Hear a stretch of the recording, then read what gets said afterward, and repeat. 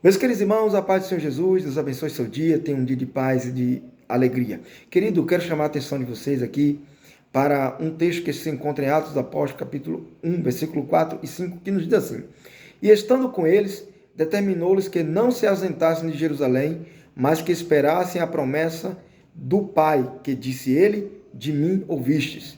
Porque, na verdade, João batizou com água, mas vós sereis batizados com o Espírito Santo não muito depois desses dias.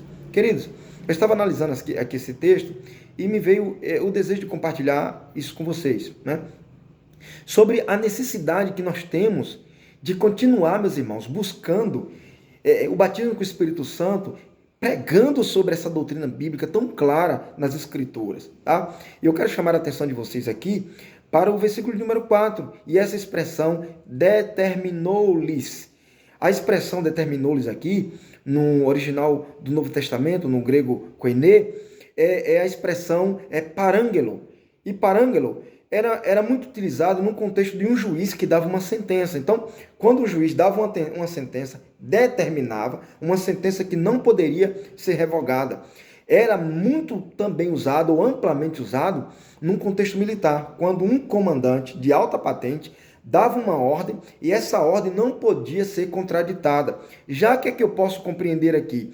É que a ordem de Jesus é essa, que nós fiquemos em Jerusalém até que do alto nós sejamos revestidos de poder, para que aí nós possamos ser testemunhas dele. Veja que é uma ordem, é uma determinação dada por Jesus, não é um pedido. O batismo com o Espírito Santo não é uma, vamos dizer assim, uma opção para o crente, é uma ordem de Jesus. Nós precisamos buscar isto. Nós precisamos obedecer para que possamos receber. Em Lucas capítulo 24, eu acho muito interessante que Jesus está tratando do mesmo assunto e Lucas também está fazendo em Atos capítulo 1 referências a essas palavras de Jesus. Quando lá por volta do versículo 43, mais ou menos, mais especificamente o versículo 49, ele diz assim, E eis que sobre vós envio a promessa de meu Pai. Ficai, porém, na cidade de Jerusalém, até que do alto sejais revestidos de poder. É uma ordem que ele deu. Precisamos ser revestidos de poder. Esses três textos são correlatos.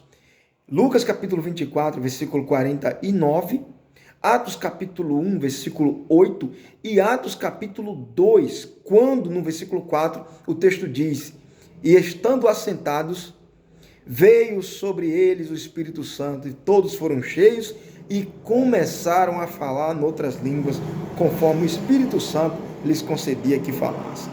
Já para Lucas, na teologia e exposição lucana, ser cheio com o Espírito Santo, ou ser cheio do Espírito Santo, é ser cheio de poder. A expressão que é utilizada aqui em Atos, por exemplo, no capítulo 1, que nós já lemos aqui, mas recebereis o poder do Espírito Santo, é justamente a palavra dunami, ou dinami, de onde veio o termo dinamite. É a ideia de explosão, de dinamismo da igreja. Precisamos continuar crendo que Jesus batiza com o Espírito Santo e ele o faz para que nós sejamos suas testemunhas e testemunhas eficazes. É claro que a palavra que aparece aqui para testemunhas em Atos, capítulo de número 1, né? Serão minhas testemunhas, é martúria, ou de onde vem o termo mártir, que mais tarde tomou uma conotação daquele que morre por defender alguma crença. Mas o sentido primário aqui é de testemunha com eficácia. Se necessário for morrer para que o testemunho seja eficaz, que morra. Mas a expressão aqui, testemunha, é uma testemunha com eficácia. E a eficácia desse testemunho depende do revestimento de poder. Eu posso testemunhar sem esse revestimento? Posso. Mas esse testemunho será mais eficaz com o revestimento de poder. E lembremos, foi uma ordem de Jesus. Ficai em Jerusalém. Determinou-lhes. Então é uma ordem. É o nosso comandante superior dando uma ordem para nós que somos comandados por ele. Que possamos buscar o batismo com o Espírito Santo. Possamos pregar sobre o batismo com o Espírito Santo. E não se envergonhe de falar em línguas estranhas. Peça ao Senhor que renove as línguas no seu coração, que os dons espirituais que são disponíveis para aqueles que creem possa alcançar a sua vida. Deus te abençoe. Viva o Evangelho pleno. E o Evangelho pleno inclui o batismo com o Espírito Santo. Deus te abençoe, querido, em nome de Jesus.